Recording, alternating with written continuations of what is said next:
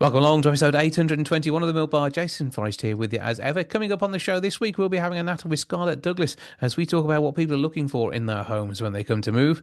Tank Damala let us know about the film Karma. He's one of the stars. Sam Butters joins us to let us know about Everybody Wants to Be Ronaldo, which is on at the Birmingham Rep this week. We'll be hearing from Purple Zeppelin about their gig coming up at the Stafford Gatehouse. The Shoddy Detectives let us know, well, actually, Mitch Donaldson from the Shoddy Theatre Company tells us about the Shoddy Detective, which is at the Lichfield Garrick, and Rhys Lanahan that lets us know about Pig Heart Boy at the Grand Theatre in Wolverhampton. That's all on the way on the show this week.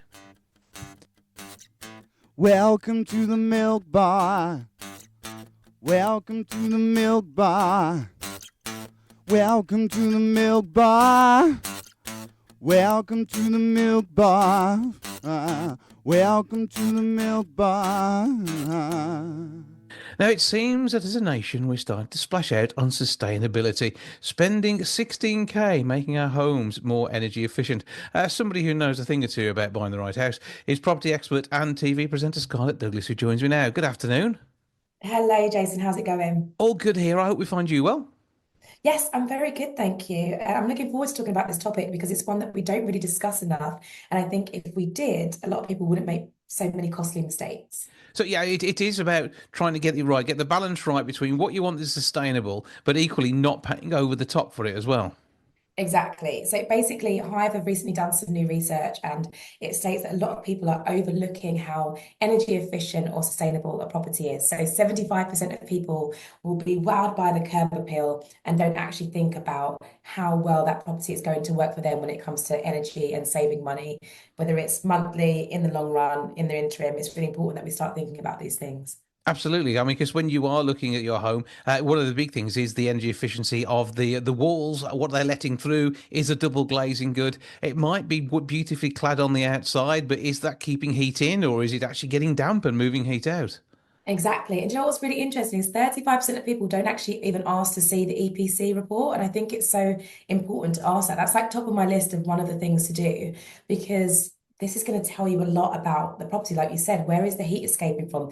Is there a lot of heat escaping? Am I going to have to be spending a lot of money to put certain things right? So many people have bought somewhere and then afterwards regretted buying somewhere because they're spending nearly £17,000 having to fix certain situations and issues that they hadn't thought about or considered when they first went to view the property. Yeah, because I mean, you need a good quality boiler. Are you thinking about whether that's actually able to run on some of the more energy efficient methods? Is it a combi boiler? Do you even take a look in the loft to see what's going on up there? Absolutely look in the loft. Get that ladder, get up there, be safe, of course. Or you could also just ask your estate agent, what insulation is there in the loft? Now, if it's foam insulation, you definitely want to speak to your mortgage lenders about that because a lot of them won't lend on properties that do have foam insulation. So you might be thinking, oh, it's great, it's insulated. If it's foam, could be a costly issue to put right. So definitely ask the questions. No question is too silly, by the way. I always say that. Yes, okay, estate agents should impart information, but not all of them do. 91% of people believe that they actually would be giving that info forward, but we are buying the properties for ourselves. You're buying it for you. So you need to make sure you ask all the right questions and do as much research as you can to make sure that you are safeguarding your future property. And where do we stand on cavity wall insulation these days? Because that's been in and out of vogue for a while, hasn't it? It has been. And again, I think these are things that we need to really look into because there are lots of different ones. Some are great, some aren't so great. But once you start kind of digging deep and finding out what's working, what governments will and won't allow, you'll work out what's best for you. Also, properties are all different. They're made from different materials. There are certain cavity wall insulations that will work for some that might not work for others. So again, as much information that you can find out yourself is great. There are places that you can go, hivehome.com. They've got lots of information on there about certain products that they have that they can offer forward. And I think once you are more informed, you can make better decisions moving forward. Yeah, and when we are looking at these homes, I mean, people are looking for a driveway to start off with at 48%. Yes. That's the most important one. And I'm surprised that at number 35 on the list, the other side of the charts, is a thatched roof. I mean, it's the last thing I think I'd want on a house is a thatched roof. I mean, it wouldn't be in keeping with the outlook of my home anyway. But even so, that just says to me, 10 years' time, I'm buying a new roof. Well, yeah, exactly. But you know, the figure that I love the most of all of the stats is 33% of people are looking for a walk-in wardrobe. Now, don't get me wrong, I have a lot of clothes and I would love to have a walk-in wardrobe, but that means I'm overlooking other issues in that property that are maybe more important. Even people that are looking at open plan spaces, 35% of people want that open plan living between the kitchen and the dining room, which aesthetically is beautiful. It's great if you're a very social person and you're hosting people, but also that's going to cost quite a lot to heat that space. And whilst you're looking at it and thinking, wow, I love this island or the peninsula and I love how open plan it is, you then might be missing out on the fact that all the appliances that are coming with the sale of this property aren't A-rated appliances. They're not energy efficient. That's going to be an extra cost to replace the washing machine or the oven. So definitely start looking beyond the beauty of a place and start knuckling down and asking the right questions. Yeah, and things like having there's the solar panels on the roof. I mean, more houses are going to be bought with existing solar panels. You do not take them with you, but you need to know things like, are they on a lease? Are they actually owned as part of the property? All these things should be in the reports you're getting via your estate agent. Yes, they should be, but if they're not, ask away. Definitely ask the question because, like you said, some solar panels, people don't realize this, could have been bought outright. So that's it, they're there, or they're on a lease. You need to start finding these sort of things out. You need to start asking the right questions. You need to start working out exactly how well the solar panels are doing for the property, budgeting well, monitoring certain things. There are lots of schemes out there now that are going to help you with costs of these products. I've actually have a potential for you to get a solar panel from them. And depending on how much you want to spend, we're looking at anywhere from like 5 grand upwards, You've got to get the battery as well, but then they have certain deals when it comes to the tariffs. And there are so many things that are going to make it worthwhile. Even with boilers, the governments have schemes at the moment when it comes to either boiler or heat pumps where you can be getting a grant of around £7,500. So there's a lot of money that is going to be spent out, but also there's quite a bit of money that you can get back that's going to make it a little bit more cost effective. Yeah, and it is when you are buying a home, those things to sort of have in your head before you sign on the dotted line. Find out what's actually in the lease or freehold. What limitations might there be for you putting in something like a heat exchange pump, and then make sure that you can get the most out of it. Also, look at what's there. Find out about the way in which something like underfloor heating may be piped to make sure that you can control each room individually. You want to have a high thermostat in every room so it does what it does, and you make sure that you have a system that's there or know what it's going to cost you when you do move in. Exactly, because you're saying all that, Jason. I'm sure a lot of listeners are thinking, oh my God, that's so much to think about. That's going to cost so much money. But we have to think about future-proofing our homes. If we are going to be spending a lot of time in these places, we're going to be spending many years there. Of course, we want it to be aesthetically pleasing. We want it to be beautiful. We want it to have that wow factor. But there are other certain situations and issues that we need to also consider and think about. 70% of people have said that they would spend a lot more on a place that already has these appliances and home tech products in store and in place because they know it's going to save them money in the long run. So let's really start thinking about it. Let's start working out our list of priorities and let's start budgeting for how we can improve our future energy efficient homes. Absolutely, but you also want to be looking out for brands in these things that you know and you can trust and that are upgradable too. Some Yes. products develop and evolve. Others, I've been to some of the home shows and they were selling home entertainment and heating systems and everything that links up. But you're looking at this thinking, hang on, they may be amazing now, but in 5 years' time, there's no way for me to update this. There's nothing sitting behind it. There's no app there that is controllable and is going to be usable on my latest smartphone. So you need Yeah. to think about that. And that's where a name like Hive can make the difference. Exactly. They are at the forefront of innovation. They know what they're doing. They have great sister companies. They partner up with British Gas. So there are a lot of things there that show you they know what they're doing. They have been in this game for years. They are trustworthy. Definitely speak to them. Definitely find out. Go on their website, hivehome.com if you want to find out more information. But without a doubt, you want to go with a company that is trusted, that you know you're going to be safe with. And Hive is exactly that. Absolutely. And we're looking back at this list, which you can get the full list on their website as well. But I mean, I like the fact that pantries are quite important to people. Having reclaimed wooden floors, period features, pretty radiators. I mean, yeah, I'll go underfloor heating. That's where I'm at on that. But Right. it is these important things. A Victorian radiator can set off a home, but you need to know how much it's going to cost to heat that big cast iron beast. Exactly. And we love a beautiful fireplace. These old Victorian homes have these great fireplaces or beautiful tiles on the floor. But how can we then make those well insulated? How can we cover the fireplace so we don't have that draft coming through? These Mhm. features are great. And 35% of people are looking at these features and buying a property off the basis of that. But they're not then thinking, oh, hang on a second. There might have been a reason why all these things were covered up all those years ago. And how can I now improve it without covering it up so that I'm going to be spending out less money per month? Absolutely, yeah. And maybe keep the fireplace downstairs, take out the chimney and the flue because you're not using it, unless, of course, you've got a wood burning stove. But and do all that, seal the house, get a heat exchanger in the loft, and yeah, make sure that you can move the air around without losing that valuable warmth you spent money on. There you go, Jason. It sounds like you've done it before. It is something to think about, though, isn't it? You do need to look at all of these things. Definitely, definitely. And it may sound daunting, but if you head to their website, there's so much information there and just take it bit by bit, piece by piece, and it will make a lot of sense. Absolutely. And can we see you working on anybody's homes and getting the right place in the near future? Yes, you can. So I'll be at the Ideal Home Show with my brother on the 21st of March, talking about obviously sustainability, property and renovations. But also we have our brand new series of Worst House on the Street. Series 3 comes out on the 2nd of April. We have another series, Can't Sell, Must Sell, that comes out in July. We've got Bake Off as well in March. Basically, Jason, you're going to be seeing a lot of me this year. So hopefully you like this space. No complaints at all. It's an amazing face, some brilliant advice, and of course, we're going to find out how well you can cook too. So this is going to see whether you've got Exactly. is that oil-powered garger in your kitchen going to make a difference to that sort of thing, or are you headed off with the Neff hide and slide they have in the tent? Who knows? Hey, who knows, eh? You'll have to wait and see. That's the way we like it. Scarlett Douglas, lovely to have a chat with you. Thank you for joining us, and happy hunting around homes and helping people get their dream home ready for them to live in and chill out in. Thank you so much, Jason. Take care.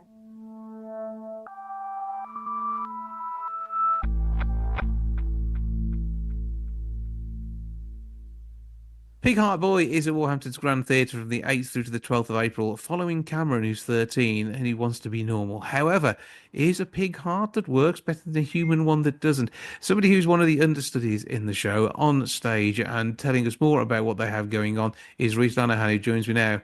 Hello, sir.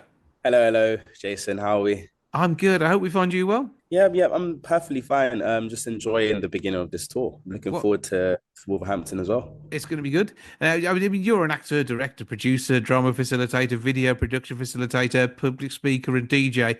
And so there are many strings to your bow. And you find yourself as an on-stage understudy here. So tell us a bit about your part in the show to start off with. So, as an understudy, I'm given a short track, so I'll be in the show every single day. However, as an understudy, my role is basically to cover any of the males. So, at any point, if they fall sick or they have an injury, I would have to jump in straight away. So, I've had to learn every single male character in the show so far, So, and I've actually gone on all three. so you've done about half the show in some way or form.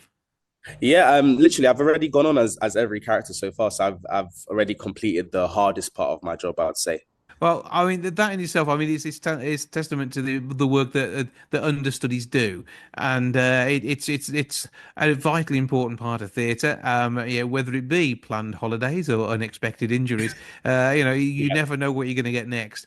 But I mean, this exactly. story itself, though, this is a challenging one too, isn't it? Because this is going to make a few people think. Yeah, there's a lot of topics that we cover in the show, and especially as we mentioned, Cameron Kelsey being 13 years of age, there's a lot of adult topics that a young man has to sort of grapple and go through at such a young age. And I think one of the main things that we like to showcase in this is the idea of hope and the idea of faith. As a young man going through heart going through a heart disease at such a young age and then having to sort of be in control of your own life and be in control of your own destiny as to whether you want this heart transplant. I think it's a major thing that people don't necessarily talk about. I think especially being considered a minor where your parent would have to be the one to primarily make the decision for you. I think it's nice to see in this particular story that we see the young man take complete ownership Mhm. and complete control over his own situation and his own destiny. So topics that we touch on, like love, betrayal, things like that. Yeah, because you'd hope any parent would get their child's opinion and then be the legal rubber stamp to that, as it were, rather Exactly. than make a decision solely for them without their input. But in Exactly. some families, that might be the sort of thing that might get enforced on somebody. Good news here that we can have a kind of example of how things should be. Exactly. And when we actually visited Great Ormond's Hospital in London, we spoke to a few of the specialists, and that was one of the questions that I brought up to them. I did say, in how many cases do you find kids actually say they don't want to go through with an operation? And it always seems to clash with the parents. And they said this happened a few times, but in certain circumstances, they would actually have to listen to what the child would want in the situation. But it becomes a big ethical and moral conversation as to whether the child should be able to make that decision for themselves. Because it is their body after all, and whilst they may not be 18 and legally responsible for it yet, it is still the consequences of where they may go. And of course, we're not just talking about transplants here; we're talking about many areas of people's identity that could be called into question, and obviously their voice should be heard. So. Exactly. Here we're talking, Pig Heart Boy. That tells us that there may be some level of interaction with his peers that might not be as friendly as you would think. Yeah, there's a few names that he's called throughout the show. You're going to see a lot of changes with Cameron as well after he undergoes the surgery. But yeah, it's going to be really, really fun bringing this to Wolverhampton to bring to the young audiences. I think that this is something which is going to be open to all ages as well. Yeah, Predominantly, it's part of Mallory Blackman OBE's work, and working with very much Children's Theatre Partnership and the like. This is saying it's a kids show, but it's certainly a family show, and one that yeah. is accessible, which is the important thing. 100%. I even brought my a lot of my family to come watch the show, and it was raging from different ages. And I think having this accessible to families and not just kids, I think it's nice because I think as a family you get to build a sort of understanding.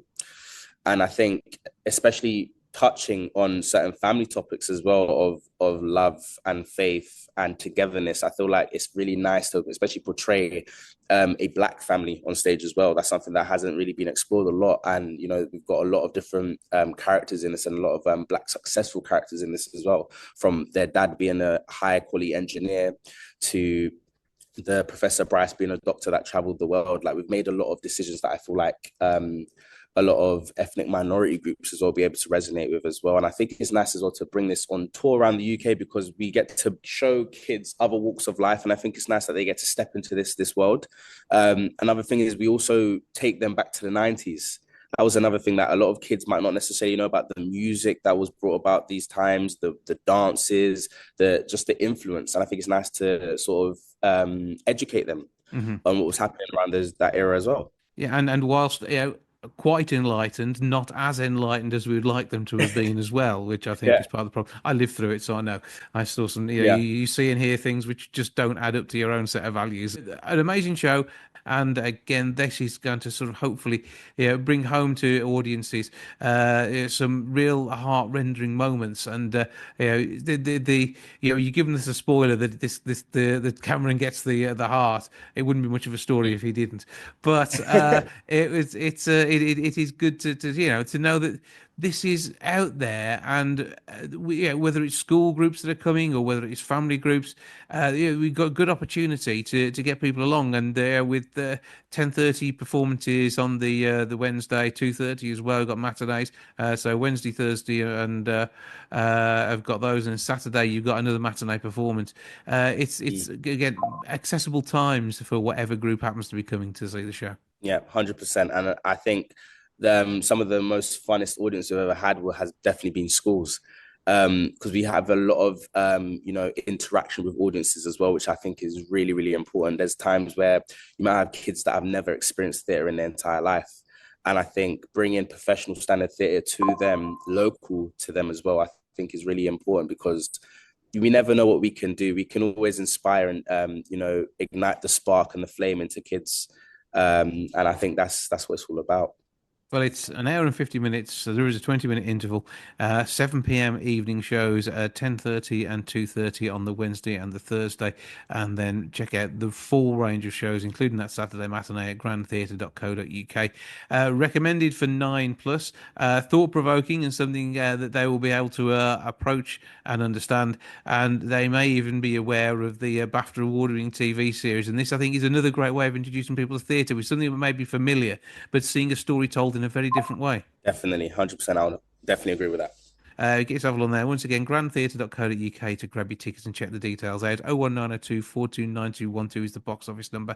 And can we find the tour on the socials as well so we can get more of a flavour before it arrives? 100%. We are all on social media. We've officially got a Pig Heart Boy Instagram now, so you can definitely find us on there.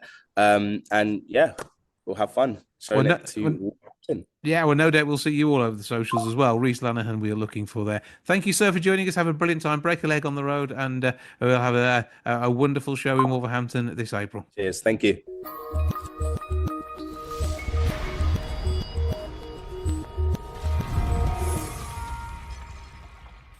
Tectum Theatre are bringing Everybody Wants to Be Ronaldo to the Birmingham Rep on the 21st and 22nd of March. Proud Brummie Sam Butters is part of the gang. How you doing, sir? I'm very well, thank you. I am a proud Brummie. Well, I can tell by the daft accent, but there you go. I'm from Wolverhampton, so there you go. Tectum Theatre doing amazing things with this one, and obviously you've been all sorts of work over the years. But I mean, what does this one bring to you? How does it speak to you? This is probably the most meaningful project that Tectum have done to date, but also myself. It's co-written by us, so it's an original Tectum Theatre production, and it's all about. For me, it really accesses that inner childlike quality, trying to bring adults back who are pushing careers and work and so hectic about life and bringing them back to the things that really matter and having a bit of fun. It's music, it's football, it's everything that we could possibly love. Yeah, it's what we all like. So that's good. And yeah, it's been supported by the Art Council, Backstage Trust, Birmingham Rep, Emerson and Ward. There's lots of people behind this backing it because it's a homegrown piece, isn't it? It is. It's unapologetically Brummie, actually. We've been proudly supported by Arts Council, Backstage, and Sir Barry Jackson as well. And I think the reason why is because we are trying to be as bold as possible with the theatre that we make. And alongside that, though, you've got some grime hip hop beats. There's it's a three-hander play, themes of identity, parenting, and someone who's aspiring to be a footballer. So there's all sorts of different angles in there. And let's face it, aspiring to be a footballer was what all kids wanted to do before X Factor started, wasn't it? It's the dream. I mean, that would have been me if it wasn't for my bum knee. I could have definitely gone professional, or at least I've told myself that for 20 years. The fact that Birmingham City never ever came to you for a trial has nothing to do with it. Absolutely not. I mean, they all were calling, but I said, you know what, I'm just too good. I'm too good for it. So I'll pass. I'd rather work in theatre where there's so much more money to be had than in football. But it is about dreams. It's about those little kids' dreams that we all do have, and it is a lot of boys and a lot of girls now are saying that my dream is to be a professional footballer, which is beautiful. Well, Curtis is on the claret and blue side of the fence, wanting to be a part of the Villa Academy, and this is it's an interesting one because being so close to home and just down the road from the Holt End, there's plenty to talk about, and it really inspire the kids in the city and give them a few thoughts about where their future might lie as well. Yeah, well, that's the hope. I mean, the main sort of theme and the question that we do ask in the play is, what happens if that doesn't happen, if it doesn't come true, because there's a whole load of grief that comes with that, and it's about being okay with if that big dream or the thing that you really wanted doesn't happen. It's okay. It will get better in time. So we really want people to access their dreams, and adults as well. Not just the young people, but adults to remember why they're going for the thing that they're actually going for and what is actually important in the grand scheme of things. Mm-hmm. So obviously, Tectum have got their cast of 3 for this one. Tell us a bit about your stars. Yeah, so this cast is stellar. The talent that they all possess is just second to none. We've got Tobias Jowett, who plays with. It's not a spoiler, but he plays the late great Diego Maradona, who winds up. That is on the flyer, so that is fine. It is on the flyer. That's true. So he's the partying legend of Diego Maradona, who winds up in Curtis's bedroom in Birmingham, and they have a wild encounter. And he brings so much energy, so much passion to that role. It's been really nice to see how Diego Maradona enters this world and how we can really push the boundaries of that. You've got Jerome, who has the most beautiful voice, because there's a lot of singing that he does and a lot of rapping as well. And he doesn't leave the stage for the 75 minutes that we play. So he has just been driving this story all the way through. And Kamisha's a Coventry-born actress who just has so much depth and so much grounding that really complements the wild, floaty nature of Diego, and then really roots it back in Birmingham and in the Midlands. They're beautiful, really, really stunning actors. And do you get to take this elsewhere as well, or are you just at the rep at the minute?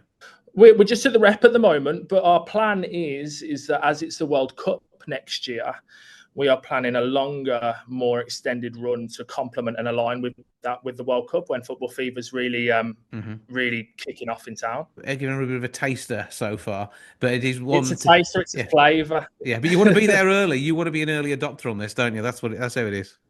That's it. We're showing ourselves, and we're putting everything we've got into this one, so that next year it'll be lapped up. Are you disappointed you don't get to act in this one? Because I mean, you've been in so much stuff recently. Oh, no, that's not fair. That's a horrible question. No, no, I'm not actually. It's a privilege to see my writing. I've had to distinguish between my performing and my acting career with my writing and with the company. Otherwise, it looks like I'm writing to perform myself. And it wouldn't be the first time you've done that before. God, I feel so exposed. Well, that play, Hand of God, was where this started, and it was beautiful. It was beautiful to do that, and I think it serves the story more with the actors that we have, because they are, as much as I'd love to have put myself in the show, I see it now. We're currently in tech. And I wouldn't have been able to do it justice like these actors. That's a good answer. I'll give you that one. That's all good. Okay, so I mean, you're proud of the piece, understandably. It's going to be well worth a watch. Not far off now until it is on stage. It is the 21st and 22nd of March. Tickets via the Rep's website, birmingham-rep.co.uk. You can get your tickets there. And it's an hour and 15 minutes, no interval. 14 plus is the expectation, and you say you've got it's a later evening performance as well, isn't it? 8 o'clock is your start. It's where the night starts, really. It's a Friday and a Saturday. Why can't you come to the show and then head off to Albert Schloss afterwards? So make your night out in Brum. Start with a bit of footy talk. The image of Diego Maradona turning up in a flat in Birmingham. And the rest of the night and the world is your oyster after that, I think, isn't it, really? It's exactly that, Jason. Where can we find out more about the theatre company and what Tectum have got going on in the future as well via your socials? Yeah, so we've got a really exciting couple of years lined up, actually. You can find out everything on our website, tectumtheatre.co.uk. We do a lot of talent development. Our main thing is early career artists and working class artists within Birmingham and beyond. And we've got a load of opportunities, both on the talent development side and in production, coming up over the next couple of years. So please stay tuned. It's going to be a big one. Absolutely. Tectum Theatre is that name you're looking for. Sam Butters will be at the heart of all of that. Even if he's not writing a show for himself, he'll make sure he's got some great people in them. Sam, thank you for joining us, and have a brilliant time breaking a leg with the show. Thank you so much, Jason. It's been a pleasure.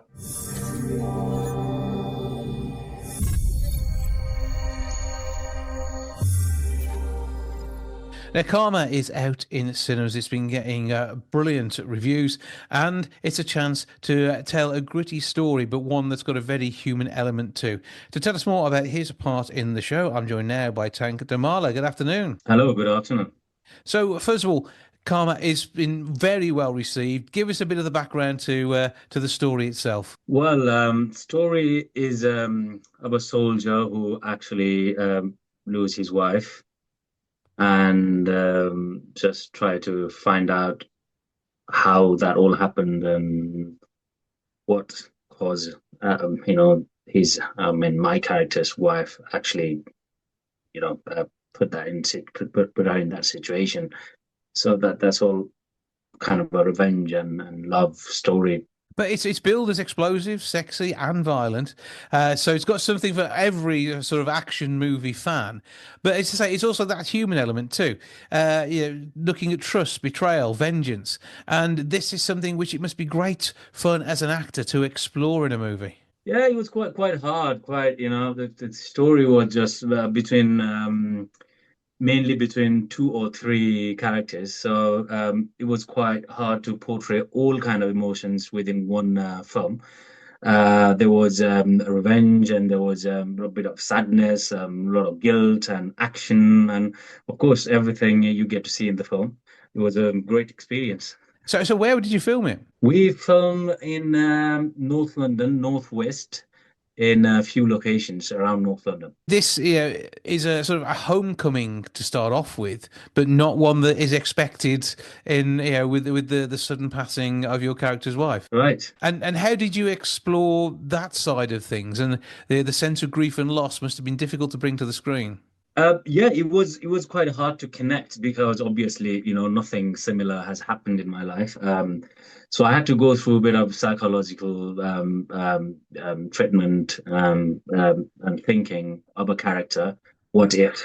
And I like to just do the analysis of a character. What could have happened, and if this could happen to me, as if personally me, then it's kind of easier to really connect with the character's backstory and portray the character in the screen. And the direction by Vimsen Lama was essential as well to the way that the film has sort of gained its look, isn't it? Oh, yes. Vincent Lama himself is a ex-soldier, so he understands the body language and then the dialogues and then the way that the army behaves and all these battles and fight and emotions of losing someone you really love. So it was great working with Vincent Lama. It was a great help from him as well during the shoot. And I think, again, it's important, the music in a film like this as well. And that's something that you probably experienced for the first time when you actually went to the cinema as part of the launch day to actually see it. Yes, yeah. Well, obviously, we hadn't really checked the music. We've seen the film in a few film festivals, but we hadn't really experienced the music of the film. It was great, listening all those extremely exciting musics. We actually added a bit of more emotions and drama to the scenes of the film. And tell us about your co-stars. My co-star Matt. Most of my scenes were with Matt, the other star of the film. It was great working with him. Although we did not go through a lot of workshop, but we get to see each other for some few days, few workshop, few reading, and it turned out to be quite nice, nice experience, nice workshop. Matt was a great talented actor. At the same time, we had Jemima. She was great, who played my character's wife. And yeah, it was great working with them. And there was Pooja, she was brilliant. And I didn't get to see a few other actors in the film. But yeah, I mostly worked with them. So it was a lovely experience. Because, I mean, the process of filming something like this is a very rapid process, isn't it? Budget constraints on every screen, so a film like this. You want to make sure you're getting as much money on screen as you can. And that's things like the visual effects, the music alongside the acting talent. So it is a short period of time to work in. Oh yeah, very very short, very short. Because of course everything was scheduled beforehand, everything was planned, so you could just do what you can do within the schedule. It's not like I want to do this take differently, this scene differently, but you do one or two or three take. Obviously, our director and the whole team was brilliant, so we actually managed to get everything done brilliantly. Yeah, it was quite tough, but yeah, went quite well. This film, as we said, billed as explosive, sexy, and violent, and you got to be on the sexy side of things too, didn't you? I yeah, I had a couple of scenes, yes, but yeah, because it was done professionally, we had a few intimate choreographers, directors, and very professional teams. So it was quite useful, quite comfortable for all of us to really do those scenes. Yeah, they were quite intense. Just thinking about it, but then actually doing it, you're in the character and you have all these professional people around you, so you don't really think about all those awkwardness and discomfort. It was amazing, yeah, to But to do that. but you had some. You went from one extreme to the other, didn't you? Some of the scarier scenes and some of the friendlier ones, shall we say, too. Yeah, have you seen the film? Not yet. No, I've just Yeah, I haven't. Yeah. So you can see most of it in the trailers and some of the scenes on the internet already. Yes, I had to be quite. My character is to just because I had these characters had very extreme sadness and grief and yet want to find out who actually killed his wife. I'm saying that because it's already been published in the Yeah, internet. that's not spoilers. We know that's the premise of the film. Yeah, yeah. So the whole thing was then I had to go through this whole kind of a emotional life cycle, emotional ups and downs. So jumping from one very crazy and action scene to suddenly another scene is probably or next day scene is one of those romantic scenes. So I had to somehow accept the Yeah, changes. because you do not film these things in chronological order. That's part of the fun No, of working no, in the course. movie industry. You have to know where you are and get in the right Yeah. headspace for it. And from what I'm told, you've all done an amazing job of that. So Karma is out there. You need to check out where it is on listings. It's also going to stream as well, isn't it? It will be probably now still in cinemas. Hmm. I do not have the confirmed answer, but I think it will be in some streaming platform by summer this year or winter this year. Yeah, it's one to enjoy during the summer there, but certainly go and see it at the cinema now. Rewatch it for all the bits you'll miss first time round because it's an intense, fast-paced film. Karma the movie you're looking for on Facebook, Instagram, and X, and you'll be able to track all the release details and the venues that are showing it on there.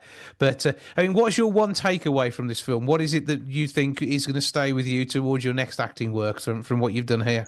I think the one thing I would take it is just to get ready for, in terms of acting, Hmm. just get ready for any kind of scenes and any kind of updates and be really comfortable and get ready for the scenes and understand the character. Not like that I'll just prepare for the scene, this scene tomorrow or next week or something like that.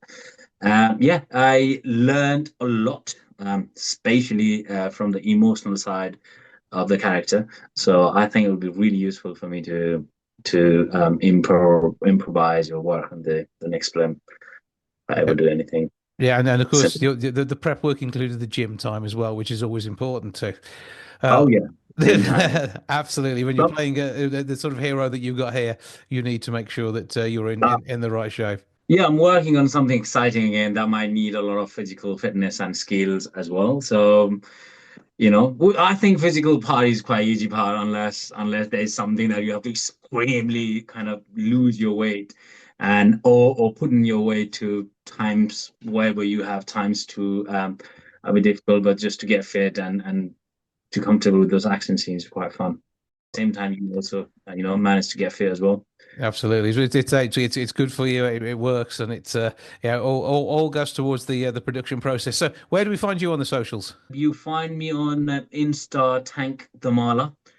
Facebook Tank the Mala. I don't use X as much, but you can just search Tank the Mala. I'll be there as well, but mainly in Facebook and Insta, Tank the Mala. Well, congratulations on this movie. We look forward to your ongoing work. For now, Tank Damala, thank you for joining us. Thank you, Jason. very happy to talk to you, and hope to see you again. Hope to talk to you soon again for another project.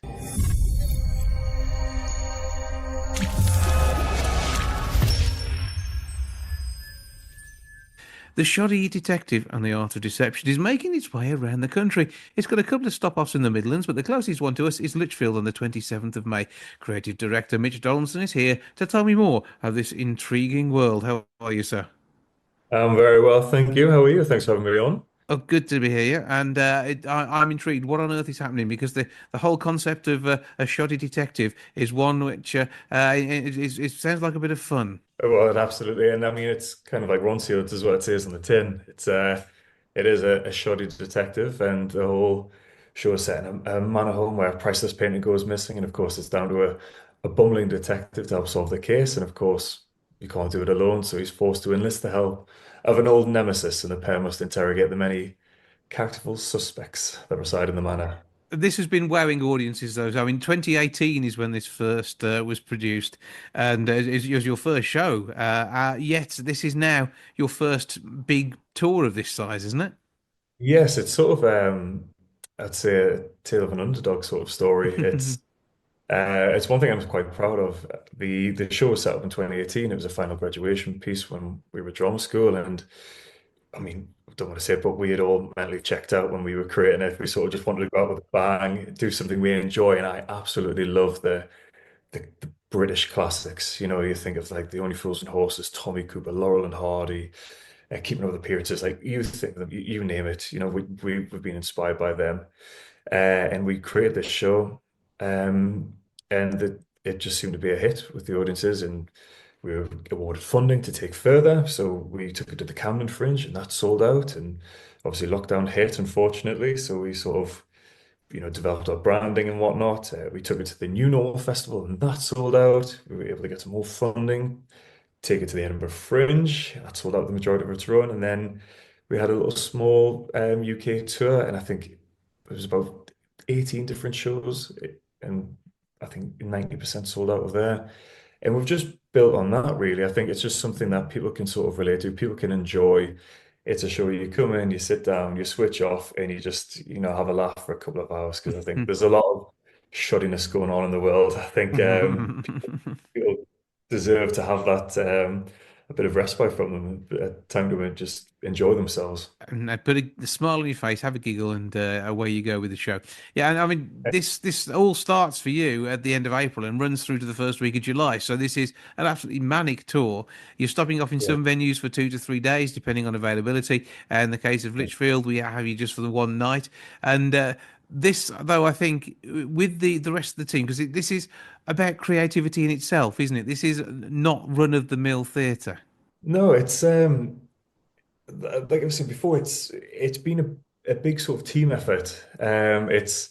We've partnered up with the production garden, Josh and Matt, who have been amazing. We've got our own team of creatives that we've been with us from the start, Adam, Becky, and Holly, and we've just as a collective, we've created this thing, we've developed it. I mean, we've started off small. Now this is the big leap to the mid-scale level of touring, and yeah, again, it's been an amazing opportunity, and performing at Lichfield, which I think is an absolutely beautiful venue, beautiful place itself. Really excited, and tickets are already sort of selling well, which I don't want to say we didn't expect, but we're quite humble and quite proud of how well people have taken to it. So we've got something there, we've got something, and we want to see how far we can take it. Word of mouth is working. Hopefully, talking more about it will make it even bigger. So, tell us about your cast themselves. We have an amazing cast. We've been able to sort of recast it and work with some new creatives, new sort of individuals who I believe are able to sort of take it to that next level. I haven't fully announced the cast yet. Oh, you've been cagey now. Okay. Yeah, so I'm just holding that off for the time being. But yeah, I'm very excited to be working with them. I think they are some incredibly talented people, and we're currently in the middle of R&D, research and development, testing some new scenes, some new gags, some actual physical things that include parts of the set, and Yeah, I'm really excited. I mean, I love the show anyway. Of course, I'm forced to say that, but no, I do enjoy it, and I think going forward, it's going to be even bigger, even better, and a lot more shoddier. Well, will Shoddy Detective Stuart Piddock manage to uncover what's gone on with the missing painting? Will the conniving culprits, manage to evade capture, or will it be the crime of the century that gets solved? You can find out at the Lichfield Garrick, 27th of May. 01543 412121 is the box office number, or nip along to lichfieldgarrick.com. Grab your tickets that way. Mitch, it sounds like it's going to be absolutely phenomenal. Have a brilliant time with it. What are your socials before you go so people can see more of the Shoddy Detective? Yeah, well, our social media is all just Shoddy Theatre. I mean, follow the show itself, the Shoddy Detective. I think we're on Facebook, Instagram, and Twitter. So if you ever want to drop us a follow and reach out, we'll look forward to having you. Okay, but check it out, find out what's going on. It might be there are other venues on the tour which also work for you. It could well be you start following this around the country and going to see it after you've caught it for the first time, just so you can continue to be part of what is an absolutely amazing show by all accounts you've had so far. Admittedly, most of those come from Mitch, but yeah, generally it is going to be a great show. Pretty sure of that. For now, Mitch Donaldson, creative director behind the World of Shoddy Theatre. Thank you for joining us. Thank you so much for having me. Thank you. I appreciate that.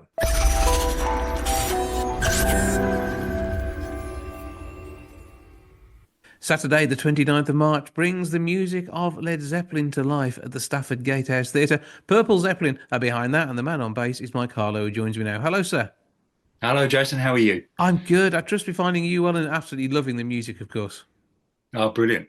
So, how did Purple Zeppelin come to be? Well, we've been around for a while. Started off really, I mean, we're all, at the end of the day, we're all fans of the music. That's how it came about, really. All playing in various bands and all done various things. And many years ago, I auditioned for a band called Purple, which was basically a Deep Purple tribute. Yeah. And as things evolved over time, we wanted to sort of work in some Zeppelin if we could, because we were big Zeppelin fans as well. So it sort of turned into Purple Zeppelin about 15 years ago. So we've been doing it since then. So we get a flavour of both Deep Purple and Led Zepp. Yes, exactly. Yeah. Yeah. So it's a live show, around 2.5 hours. And what we do is Deep Purple in the first set, and then an interval, and then into Led Zeppelin for the second set. So, but the thing is, with both of these bands, you can't get many more than what 2-3 songs in an hour or so. Well, they're not as bad as some of the prog rock world, but they're quite long tracks usually. You could do it that way. I mean, with both bands, and I mean with many bands at the time, I think the album versions of songs were the sort of the blueprint or the basis of the song. And then what happened when they went on tour and did the concerts, things developed, and there was lots of improvisation and extending of songs, and things sort of developed from there. The best bits all the time, we keep it a bit more concise, and try and, maybe fans of the band would like that, but we've only got a certain amount of time to fit the music in. So we managed to get through about 25 to 30 songs altogether.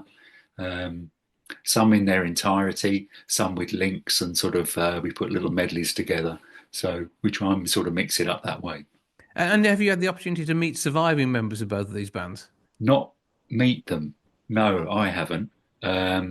Mark has, our guitarist, and we've seen the bands live at various times, and then solo projects and things since then as well.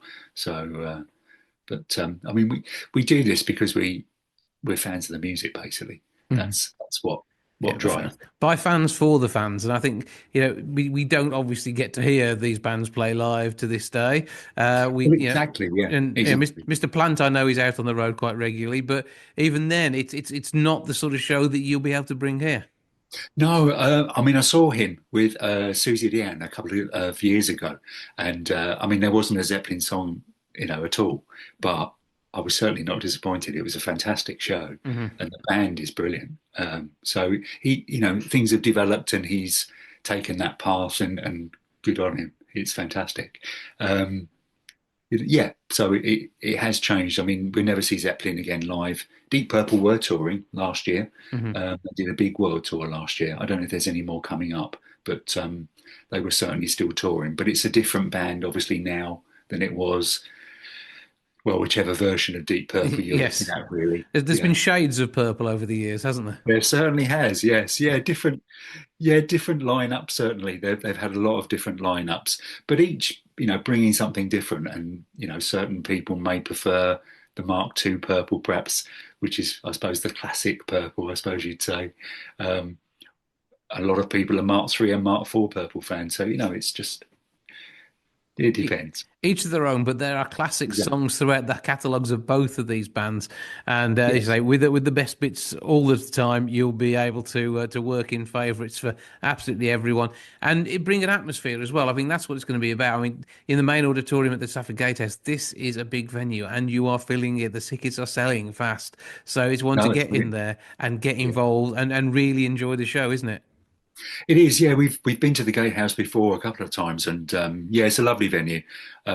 We like to have fun. I mean, we're serious about the music, but we like to have a bit of fun with it as well. So get the audience involved and make a show, basically, make it entertaining.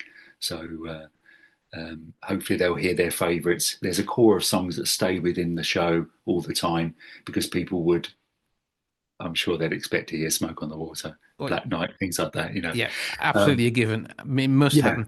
Tickets are priced at just £28.50, so a fantastically good value night. Gatehousetheatre.co.uk, or give the box office a call on 01785 619080.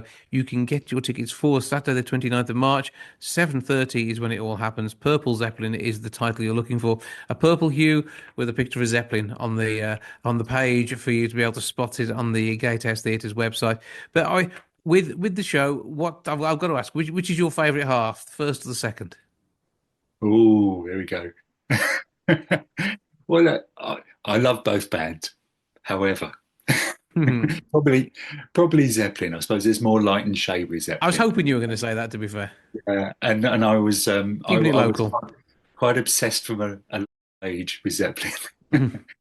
But I mean, my sort of I had an older brother who introduced me to this music. So along with Purple and Zeppelin, there were Uriah Heep and Black Sabbath and people like that as well. So and all sorts of things. So, yeah, Deep Purple's much more sort of strap yourself in and off we go, isn't it? Whereas Zeppelin, there's a bit more light and shade, and an album from Zeppelin is certainly it's a roller coaster ride at times, but it's one that will have its mellow moments too. So exactly, yes, yeah, exactly.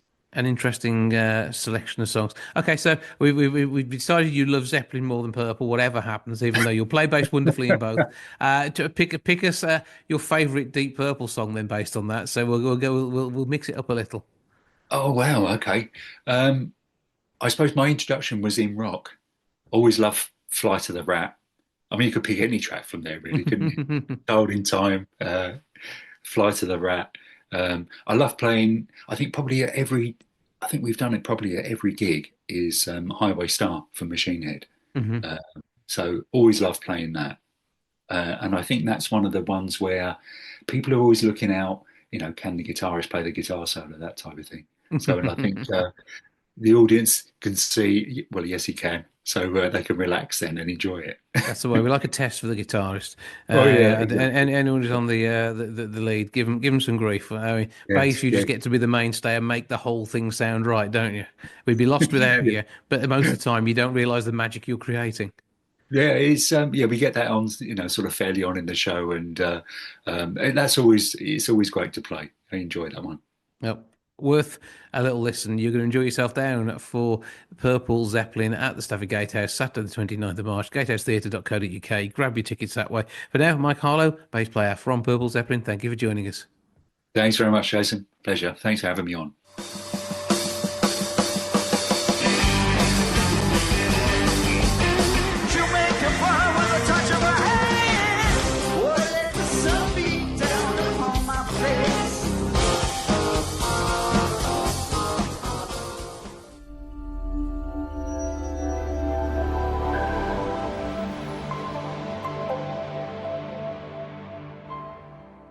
That's your lot for this week. Thank you so much for joining me. Back with episode 822 next week. I'll see you then. Ta-ra for now. Goodbye from the milk bar.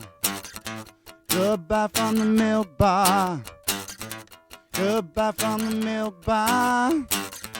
Goodbye from the milk bar. Yeah.